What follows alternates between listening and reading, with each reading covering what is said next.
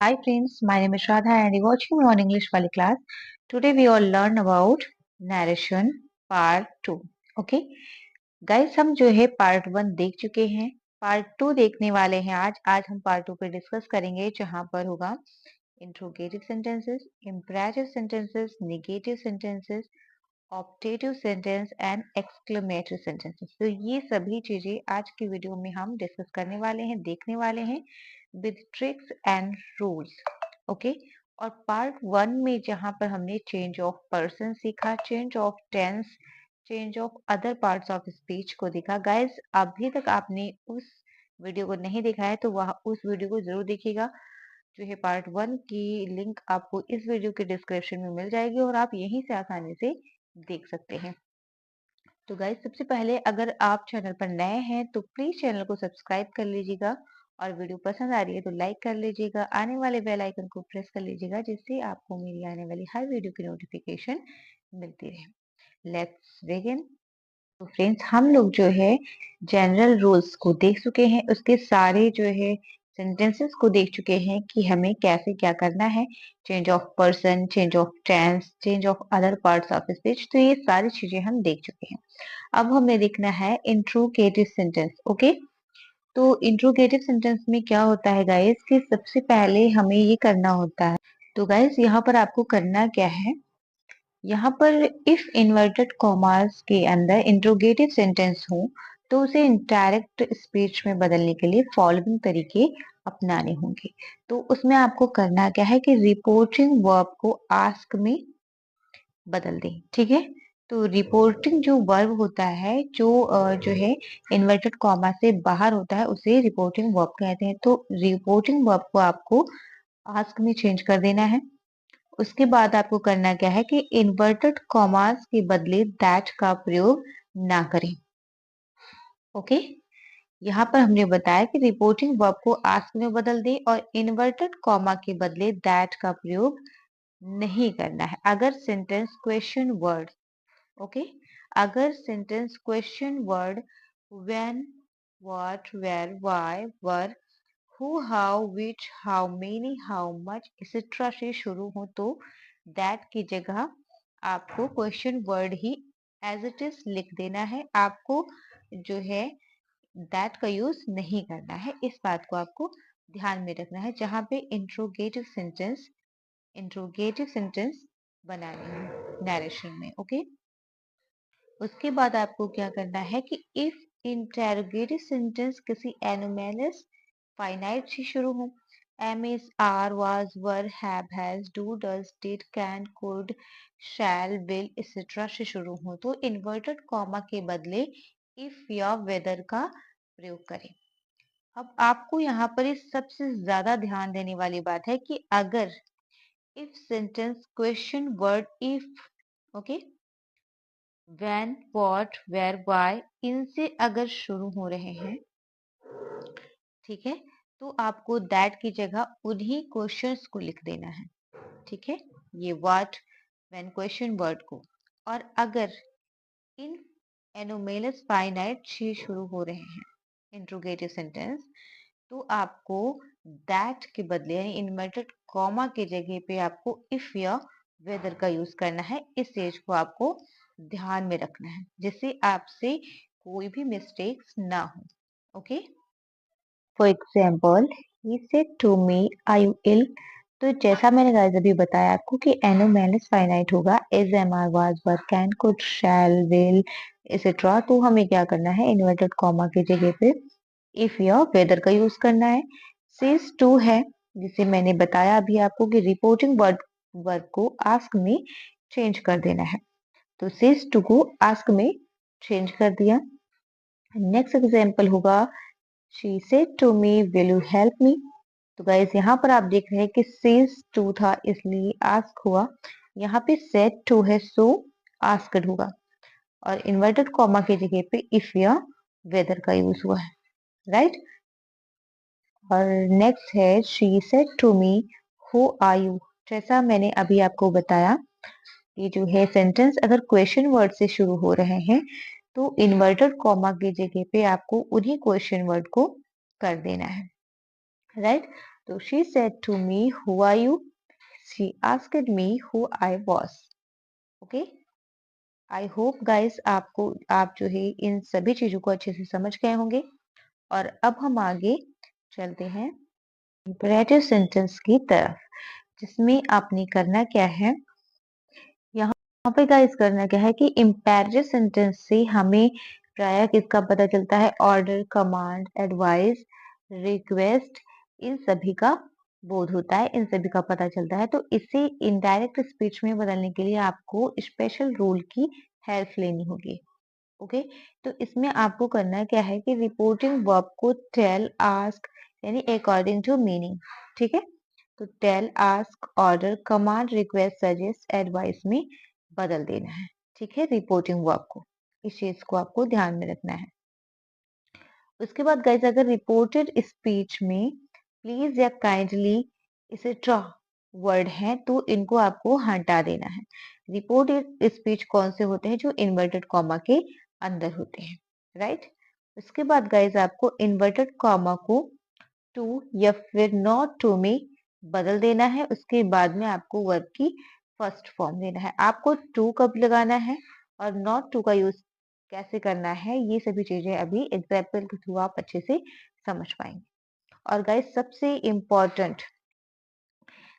Important बात यह है कि डायरेक्ट स्पीच में रिपोर्टिंग वर्ब के बाद ऑब्जेक्ट रहे या ना रहे, डायरेक्ट स्पीच में रिपोर्टिंग वर्ब के बाद ऑब्जेक्ट आपको अवश्य देना है। ओके, तो अभी हम जो गाइस एग्जाम्पल्स के थ्रू इसको बेहतर समझेंगे। Okay, for example, he said to me, bring a glass of water. He ordered me to bring a glass of water.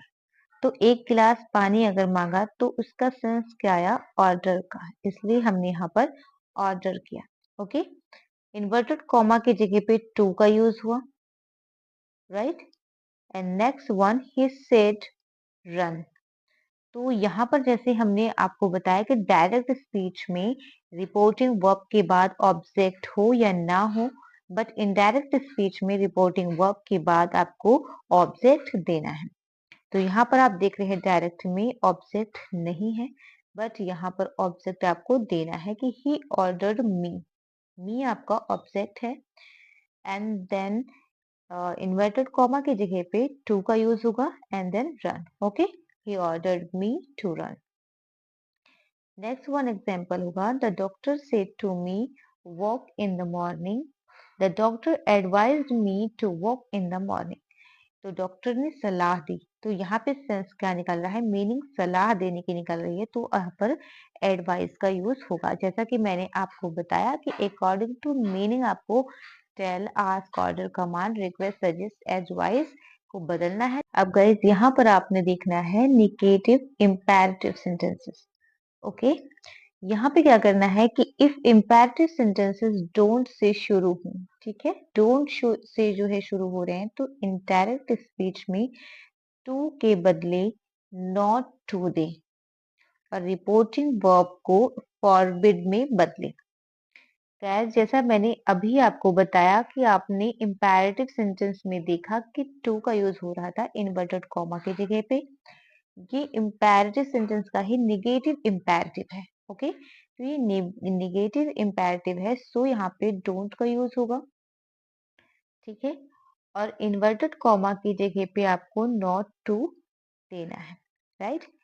यानी आपको if imperative sentence don't say शुरू हो तो इनडायरेक्ट स्पीच में टू के बदले नॉट टू का use करना है और रिपोर्टिंग वर्ब को फॉरबिड में बदलना है, right. For example, he told me don't shout in the class. तो अगर मना किया है, क्लास में शोर मचाने से मना किया है, तो आप यहाँ पे डोंट की जगह पे क्या यूज करेंगे, not to. Okay, he asked me not to shout in the class, या फिर आप कह सकते हैं कि he forbade me to shout in the class। तो forbid में भी जो है मना करना होता है। तो गाइस, आपको forbid के साथ में not to का यूज नहीं करना है, इस चीज को आपको ध्यान में रखना है, right. Guys, next one example, he said, don't make too much noise, children. Okay, तो यहाँ पर आपने क्या करना है? He asked the children not to make too much noise. Okay, तो आपने किया क्या है कि don't को not to में चेंज कर दिया है, या फिर आपने कहना है कि he forbade me children to make too much noise. तो जब forbade का यूज हो जाएगा तो not to का यूज नहीं होगा। ओके, जैसा कि हमने यहाँ पर इंस्ट्रक्शन में दे दिया है, आप देख सकते हैं। आपका इस हमने देखना है optative sentence. Okay, optative sentences in direct speech.